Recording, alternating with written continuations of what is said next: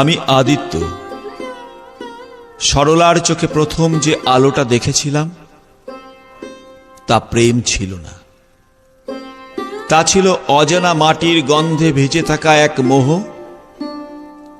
যেন পুরনো কোনো কবিতার পাতা হঠাৎ খুলে গিয়েছে, যার শব্দ আমি চিনি না, কিন্তু সুরটা বড্ড চেনা। কিন্তু নীরজের জীবনটা ছিল শুদ্ধতায় গাথা সংসারের ভৈরব রাগ।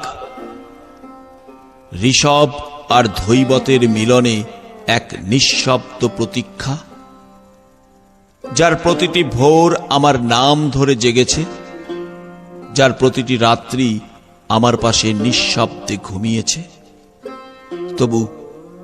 তবু আমি তাকে দূরে সরিয়ে দিয়েছিলাম, কেননা আমি ঝড়ের মুখে পড়েছিলাম। সরলাই ছিল সেই ঝড়, বনের ভেতর দিয়ে হাওয়ার মতো, যার কোনো নিয়ম নেই, কোনো চিহ্ন নেই, পূর্বাভাস নেই, পূর্ব শর্ত নেই।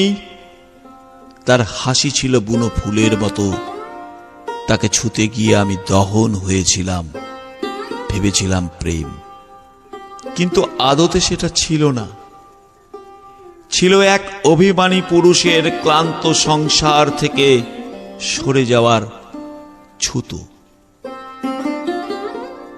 সেই রমেনও সরলার পাশে দাঁড়িয়েছিল ঠিক তখনই, যখন আমি আলোতে ডুবে গিয়েও খুঁজতে চেয়েছিলাম একটু ছায়া। সে সরল, গভীর, কিন্তু আমার মতো ছায়া নয়, বরং পূর্ণ এক মানুষ।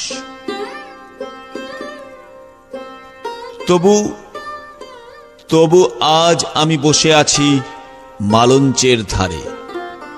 গাছেরা নীরব, পাখিরা ফেরেনি, কিন্তু আমি জানি নীরাজের এখনো ঘুম ভাঙে ভোরে আমার কথা মনে করে। সরলা হয়তো এখনো হেসে ওঠে কোনো এক নষ্ট জেলখানা থেকে। রমেন হয়তো নীরাজের পাশে, আর আমি এক পুরনো পাতার মতো ঝরে পড়ে থাকি মালঞ্চের দিকে তাকিয়ে। আমি এক পুরনো পাতার মতো ঝরে পড়ে থাকি মালঞ্চের দিকে তাকিয়ে।